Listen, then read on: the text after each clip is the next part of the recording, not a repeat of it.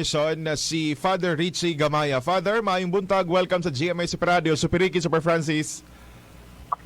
Maayong buntag, Francis, o kaubanan diha sa Ricky. Super Radio sa mga naminaw. Ricky, Super Ricky, o sa mga naminaw nato, may buntag ninyong tanan. Oo, Father, pasabot na ko ani unsa ning atubuhaton nga aktibidad ug adlaw kaning penitential walk.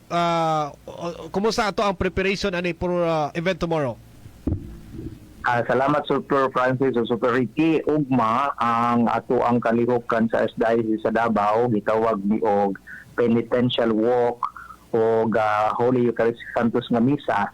Magsugod alas 3 ang assembly sa nagkadai ang mga point of departure ang diri sa south nga mga pagtutuo sa SDIC sa Davao, diha sa Coastal Road Tulip o niya dito sa Dunya Vicenta, sa sentro nga mga parishes o sa northern nga mga parokya dito po sa Magsaysay para mga 3:45 magsugod na nga tong ampo o niya maglakaw nga magampo haron nga mga alas 4 magagikan na ta o niya makaabot siguro sa wala pa alas 6 dito sa St. Peter Square o niya dito ang misa nga pagahimuon pagapanguluhan ni Archbishop Romulo Valles atong Arsobispo.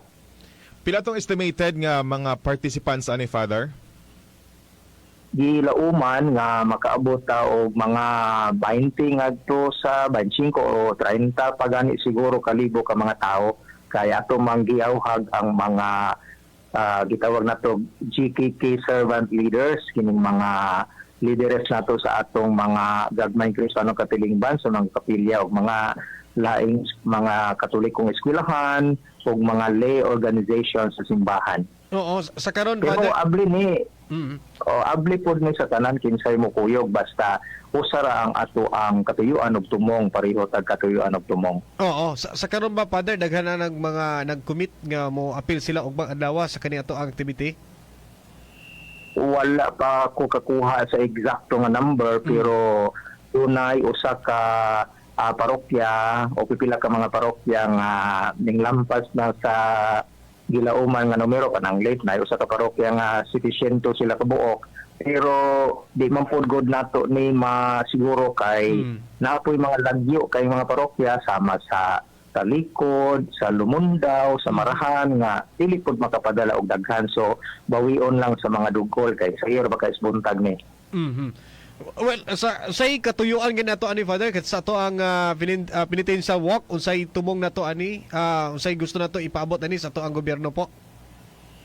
Ang katuyuan gyud ni ani mao nga tubag ni sa Archdiocese sa Davao panganuolohan ni Archbishop Romulo Valles atong Arsobispo nga tubagon katong panawagan sa Catholic Bishops Conference of the Philippines nga mag-ampo alang sa pagbag-o, kausaban, paghinulsol tungod sa paghitabo sa atong nasod o katilingban karon labi na gyud sa mga balita o mga nakita na sayra nato nga pagpangawkaw nga makaulaw kaayo mao na nga atong iampo kay apil man pod ang matag-usa ako matag-usa na ato do na may kalambigitan ni ani dili man lang ang mga na balita nga nanghilabot ang matag-usa do na manggoy kalambigitan ni ani so atong pangayoon nga matandog ang matag-usa molihok pod ang naa sa kahitasan para nga dunay kabaguhan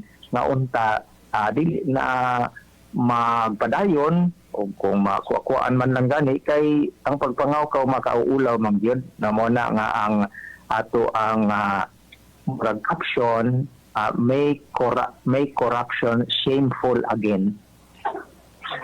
Pero Father, kini sir, ang kining mga kurakot murag naka-ingrain naman gyud ni sa sistema sa matag politiko.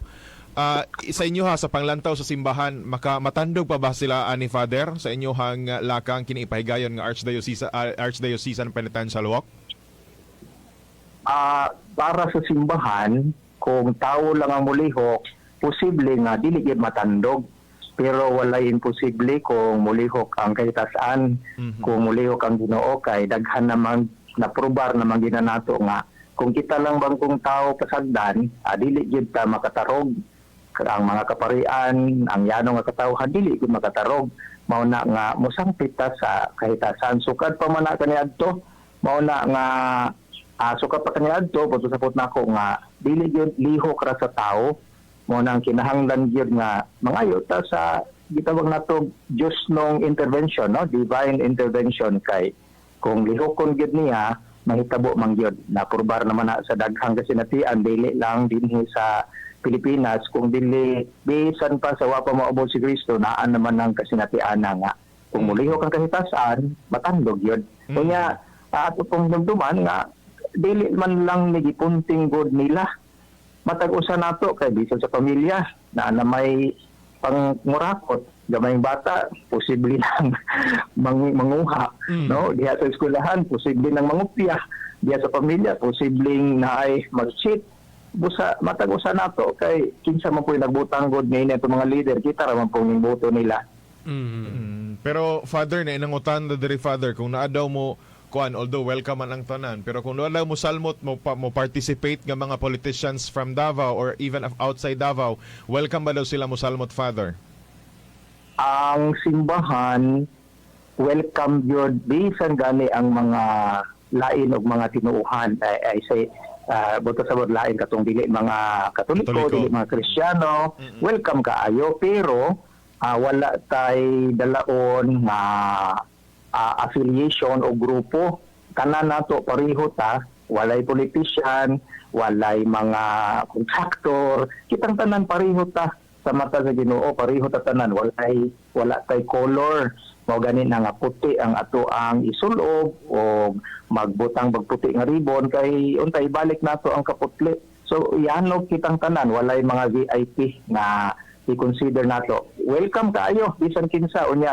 Hibawa lang nato nga kung mo join ta, mo apil ta, usa ra di atong tumong, mao ka ng pagpinitensya, pagbasol nya, pangayo sa pagbag-o, kabaguhan, pagampo aron na matandog ang matag-usa nato. All right, in that note, Father Richard, salamat kayo, Father. Father, ha, sa mga oras. Walay sa payan, salamat po na kaninyo ha, Super Rico, Super Francis, sa tanang mga tigpaminaw nato sa Super Radio. Salamat kaayo. Thank you. Super Radio. One-on-one interview. Anong